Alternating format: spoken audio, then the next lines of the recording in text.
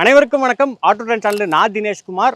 நம்ம சேனலில் இதுக்கு முன்னாடி பார்த்தீங்கன்னா நிறைய இவி பைக்ஸை வந்து ரிவ்யூ பண்ணியிருக்கோம், இவி ஸ்கூட்டர்ஸ் ரிவ்யூ பண்ணியிருக்கோம். அது போக இன்ஃபர்மேட்டிவ் வீடியோவில் எது பெஸ்ட்டு ஸ்கூட்டருங்கிறதெல்லாம் போட்டிருக்கோம். நிறைய வந்து நீங்கள் கமெண்ட் செக்ஷனில் உங்களோட அனுபவத்தையும் பகிர்ந்துக்கிட்டீங்க. அதேமாதிரி சில கேள்விகளும் கேட்டிங்க. ஒரு பெரிய பேட்டரியில் நல்ல ஒரு ரேஞ்ச் கிடைக்கிற மாதிரி வண்டி எதாவது இருந்தால் சஜஸ்ட் பண்ணுங்கள். ஸோ அந்த மாதிரி வண்டி மார்க்கெட்டில் இருக்கா அப்படின்னு நிறைய பேர் கேட்டிருந்தீங்க. ஸோ அதுக்கான ஒரு வண்டி தான் இன்றைக்கி கொண்டு வந்திருக்கேன். இந்த வண்டியோட டீட்டெயில் ரிவ்யூ மட்டும் இல்லாமல் இது யூசர் ரிவ்யூவாக கொண்டு வந்திருக்கேன். ஸோ அது என்ன வண்டி அப்படின்னு பார்த்தீங்கன்னா சிம்பிள் ஒன்லேருந்து ஜென் 2 அப்படிங்கிற இந்த இவி ஸ்கூட்டர் வந்து நான் இன்றைக்கி கொண்டு வந்திருக்கேங்க.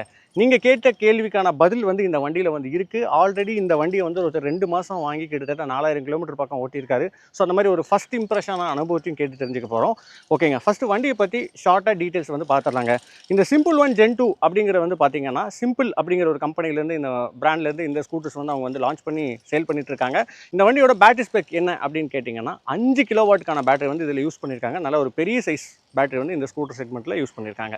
ரேஞ்சு வந்து எவ்வளோ ப்ராமிஸ் பண்ணுறாங்கன்னு பார்த்தீங்கன்னா ஐடிசி ரேஞ்ச் படி 265 கிலோமீட்டர் வந்து அவங்க ப்ராமிஸ் பண்ணுறாங்க. பட் ரியல் டைமில் என்ன கிடைக்க போகுதுங்கிறத இன்றைக்கி அவர் கூட வந்து டிஸ்கஸ் பண்ண போகிறோம். அதை தாண்டி வண்டியில் பவர்னு கேட்கும்போது 12 PS power, 72 newton metre torque, அது போக 6 ரைடிங் மோட்ஸு, ட்ராக்ஷன் கண்ட்ரோல் சிஸ்டமில் 4 மோட் கொடுத்துருக்காங்க, ரீஜன் லெவல் அட்ஜஸ்ட் பண்ணுறதுக்கு 4 மோட் கொடுத்துருக்காங்க. இந்த மாதிரி ஒரு நல்ல ஒரு டெக் ஓரியன்டாகவும் நல்ல பேக்கேஜாக இருக்குது. அதே சமயத்தில் ரேஞ்சும் பார்த்தீங்கன்னா நல்ல சாலிடான ரேஞ்சாக இருக்குது. ஓகே, நான் இவ்வளோ பேசிட்டேன். பட் வண்டி ஆக்சுவலாக ரியல் டைமில் எப்படி இருந்துச்சுன்னு தான் நம்ம கேட்டு தெரிஞ்சுக்க போகிறோம். ஸோ யூஸரை வெல்கம் பண்ணிடலாம். ஸோ வாங்க bro. Hi bro. Hi bro, welcome to our channel. இவரை நீங்கள் நிறைய பேர் பார்த்துருக்கலாம். இவர் மிஸ்டர் சவுந்தர், ஜிஎஸ் ஆட்டோமோட்டிவோட கேமராமேன். அவரோட ரீல்ஸ்லையுமே கூட நீங்கள் நிறைய பேர் பார்த்துருக்கலாம். இவர் வண்டி வாங்கும்போதே எனக்கு வந்து ப்ராமிஸ் பண்ணார், இந்த மாதிரி நான் ஒரு 2 monthsலேயே சீக்கிரமாக நிறைய கிலோமீட்டர் ஓட்டிட்டு உங்கள் சேனலுக்கு வந்து யூசர் ரிவ்யூ கொடுக்குறேன்னு சொல்லி. ஸோ தேங்க்ஸ் ப்ரோ வந்ததுக்கு. ஓகே ப்ரோ, சிம்பிள் ஒன் நீங்கள் வந்து ஏன் சூஸ் பண்ணீங்க? சிம்பிள் ஒன் அதோட ஆப்ஷன்ஸும் நான் பார்க்குறேன். ஃபஸ்ட் ஏத்தர் பார்த்துருந்தேன் bro. Okay. But Ather look வைஸும் ரொம்ப ஸ்போர்ட்டிவாக ஃபீல் ஆச்சு. பட் எனக்கு அந்த ரேஞ்ச் இல்லை. ஓகே. ஸோ அதை தாண்டி எடுத்திங்கன்னா ஐக்யூப். ஐக்யூபே லைக் சேம் ரேஞ்ச் அந்த அளவுக்கு இல்லை. ஸோ இந்த எனக்கு தேவை மோஸ்ட் ரேஞ்சாக இருந்துச்சு. என்னோட நீட்ஸுக்கு சாட்டிஸ்ஃபைட் ஆனது ஒன்று தான் ப்ரோ. ஆக்சுவலி இந்த லாங் ரேஞ்சுக்கு காம்படிஷனே இல்லைன்னு சொல்லியிருக்காரு. அதை தாண்டி சிம்பிள் ஒன் ஜென் 2 இப்போ வாங்கிட்டீங்க. 2 மாதத்தில் எவ்வளோ ஓட்டியிருக்கீங்க? 4000 ப்ரோ. ஆல்மோஸ்ட் 4000 ஓட்டியிருக்காரு. ஓகே, இப்போ நீங்கள் இந்த 2 மாதம் இந்த 4000 ஓட்டினதை ஒரு 1 லைனில் உங்களோட எக்ஸ்பீரியன்ஸை சொல்லுங்கள் bro. Almost best allrounder bro. Almost, ஏன்னா இவ்வளோ ஃபீச்சர்ஸ் கொடுத்துருக்காங்க. பட் ஆல்மோஸ்ட் பெஸ்ட்டுன்னு சொல்லியிருக்காரு. ஸோ அது என்னங்கிறதான் டீட்டெயிலாக இந்த வீடியோவில் பார்க்க போகிறோம். ஸோ வாங்க வீடியோக்குள்ளே போயிடலாம்.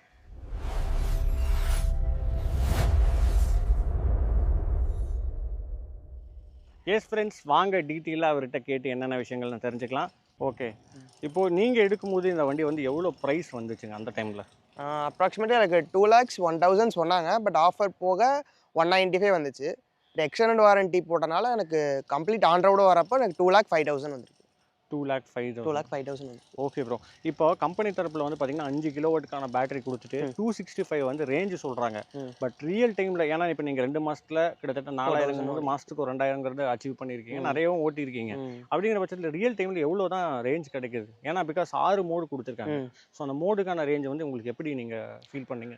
ஓகே, இப்போ உங்களுக்கு மோக்ஸ் ரேஞ்ச் அதிகமாக வேணும்னா ஈகோ எக்ஸில் தான் ட்ரைவ் பண்ணணும். ஆக்சுவலாக 6 modes eco X, eco ride, air and sonic எக்ஸ்ன்னு போகுது. ஸோ நீங்கள் சோனிக் எக்ஸ் போகிறப்போ உங்களுக்கு பவர் அண்ட் டார்க் உங்களுக்கு ரொம்பவே பீக் லெவலில் இருக்கும். அது சிட்டிக்குள்ளே ட்ரைவ் பண்ணுறது ஆக்சுவலி கஷ்டம் தான். ஸோ அப்படி போகிறப்ப ரேஞ்ச் கம்மியாக இருக்கும். ஈகோ எக்ஸ் போனீங்கன்னா உங்களுக்கு ரேஞ்ச் அதிகமாக இருக்கும். நான் மோஸ்ட்டாக சிட்டிக்குள்ளே அப்புறம் பார்த்தீங்கன்னா ஹைவே எங்கே போனாலும் மோஸ்ட்டாக ஈகோ எக்ஸில் தான் ட்ரைவ் பண்ணேன். ஸோ எனக்கு ரியல் டைம் பார்த்தீங்கன்னா 200 to 210 இந்த ரேஞ்சில் கிடைக்கும் ப்ரோ. பட் ஈகோ எக்ஸுங்கும் போது பவர் அண்ட் டார்க் வந்து நம்ம காம்ப்ரமைஸ் பண்ணுற மாதிரி. பட் சிட்டி லிமிட்ஸ்க்கு அதே போதும். ஓகே, அதில் அதிகபட்சம் ஸ்பீடு வந்து எவ்வளோ போகுதுங்க? 50-52 வரைக்கும் போகும் ப்ரோ. ஓகே, நீங்கள் ஓட்டினப்போ எவ்வளோ கிடச்சுன்னு? ரேஞ்ச் எனக்கு ஃபுல்லாக 0% வரைக்கும் பார்த்தீங்கன்னா ஒரு 210. ஓகே, 210 ஆல்மோஸ்ட் 200 கிராஸ் பண்ணியிருக்காரு. ஓகே, ஆனால் பட் நம்ம ஃபுல்லாக 0 பண்ண முடியாது. 20% வரப்போ நம்ம சார்ஜ் பண்ணிக்கணும். ஸோ அப்போ 20 to 80 தான் நம்ம ஆல்மோஸ்ட் கேல்குலேட் பண்ணோம். 20 to 18 பார்த்தீங்கன்னா ஒரு 160 to 170 தாராளமாக ஓட்டலாம். ப்ராக்டிக்கல் அது ஈகோ எக்ஸில். ஈகோ எக்ஸில் பேலன்ஸ் 20% இருக்கிறப்போ, பிகாஸ் 20% கீழே ரெக்கமெண்ட் பண்ணுறதில்ல, நம்மளும் எடுத்துகிட்டு போகக்கூடாது அப்படிங்கிறனால. ஓகே, பட் ஆனால் நான் என்ன கேட்குறேன்னா, நீங்கள் அந்த சோனிக் எக்ஸ்ன்னு சொன்னீங்களே, அதில் போட்டு நீங்கள் டெஸ்ட் பண்ணி பார்த்துருக்கீங்களா? சோனிக் எக்ஸில் பெருசாக ட்ரைவ் பண்ணதில்லை ப்ரோ.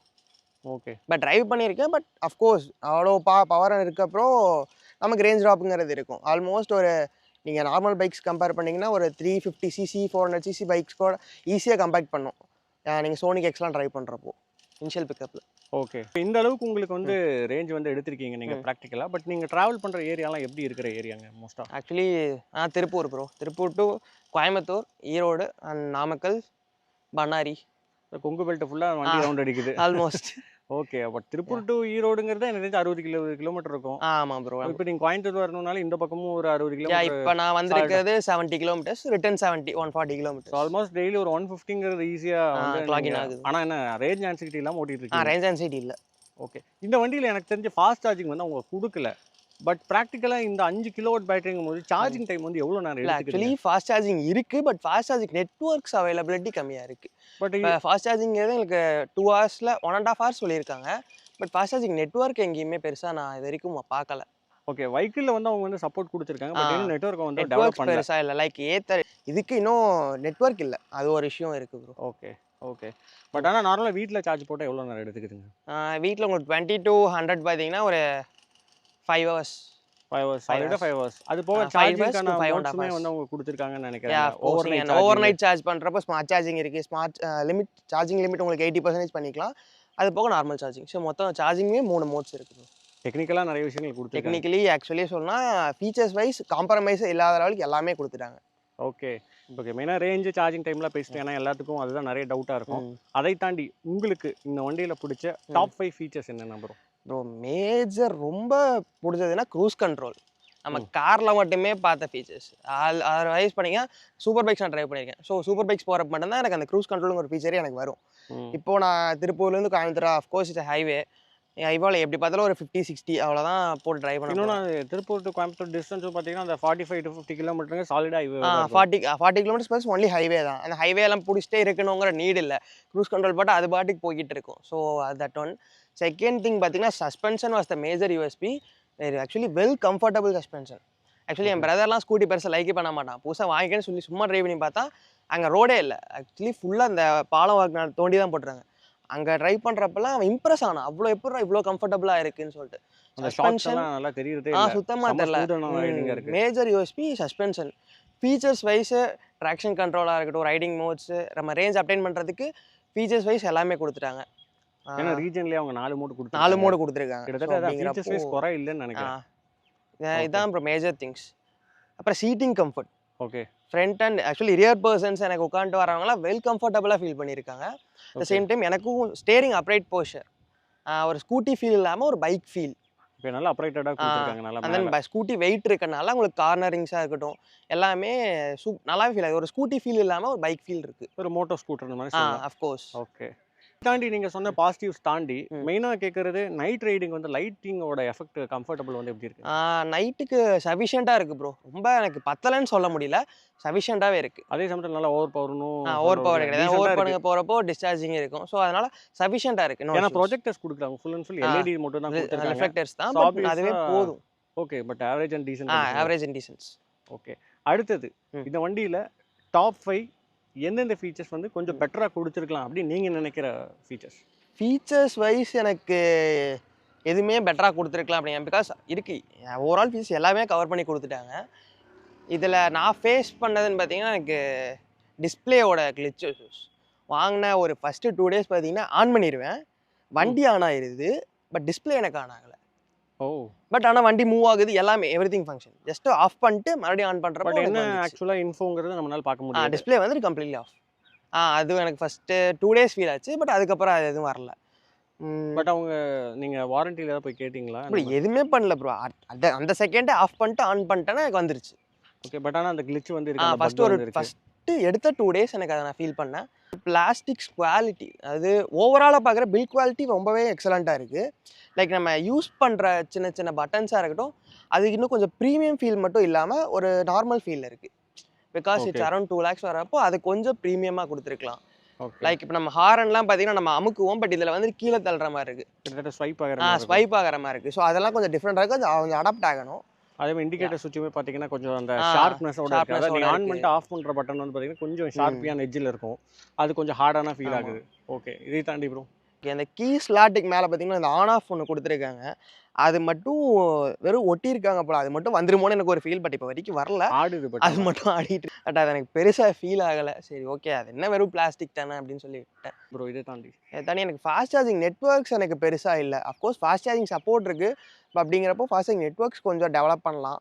லைக் கோயம்புத்தூர் வர்றப்போ எனக்கு இருக்கு. பட் அதே நான் கொஞ்சம் அந்த சைட் போறப்போ கோயம்புத்தூர் சாரி ஈரோடு அந்த சைட் போறப்போ எனக்கு ஃபாஸ்ட் சார்ஜிங் நெட்வொர்க்ஸ் பெருசா இல்ல ப்ரோ.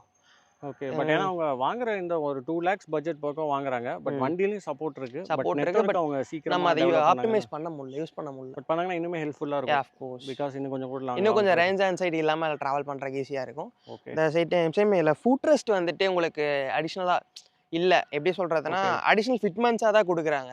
லைக் அது பின்னாடி ஒரு கம்பி வந்து அந்த ஆக்டிவாஸ்லாம் இருக்கும் பார்த்திருக்கீங்களா? பின்னாடி ஒரு கம்பி பம்பர் சில்வர் கலர்ல போட்டு வந்து அதுல தான் இருக்கும். அது வந்துட்டு அஃப்கோர்ஸ் இது வாங்குறதே ஒரு லுக்கு நல்லா ஸ்டைலா இருக்கும். அது லுக் அண்ட் ஸ்டைலையும் ஸ்பாயில் பண்ணுது.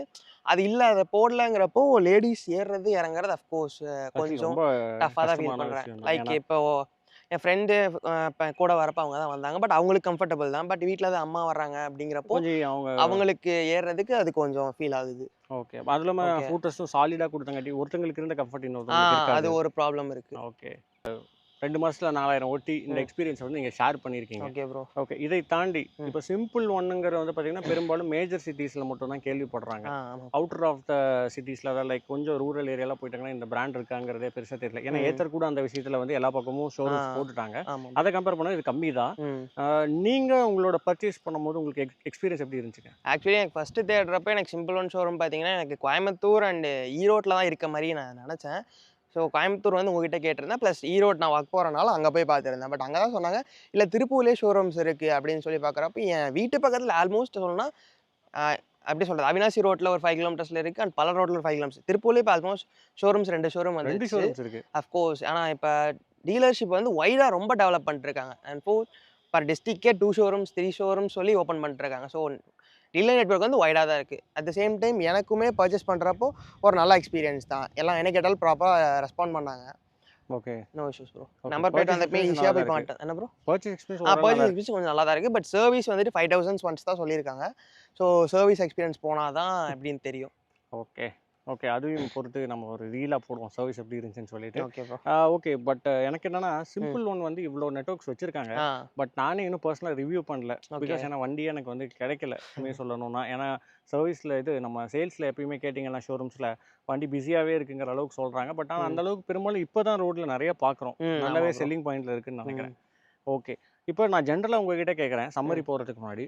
நார்மலா இப்போ நீங்க இதுக்கு முன்னாடி வந்து ஒரு பெட்ரோல் ஸ்கூட்டர் யூஸ் பண்ணிட்டு இருந்தீங்க. பெட்ரோல் பைக் இருக்கு. பைக் யூஸ் பண்ணிட்டு இருந்தீங்க. பட் நீங்க ஈவிக்கு கன்வெர்ட் ஆனது வந்து எப்படி வந்து உங்களுக்கு ஃபீல் தந்துச்சு? அதே மாரி மக்களுக்கு வந்து பெட்ரோல் ஸ்கூட்டர்லேருந்து ஈவி ஸ்கூட்டர் போறவங்களுக்கு என்ன சஜஷன் சொல்ல விரும்புறீங்க? இப்போ எனக்கு வந்துட்டு ட்ராவல் என்னோட நீட்ஸ் இப்போங்கிறது ஃபர்ஸ்ட் ஒர்க் போயிட்டு இருந்தேன். அங்கே எனக்கு ஜஸ்ட் பஸ்ஸில் போயிட்டு வரது மட்டும்தான்.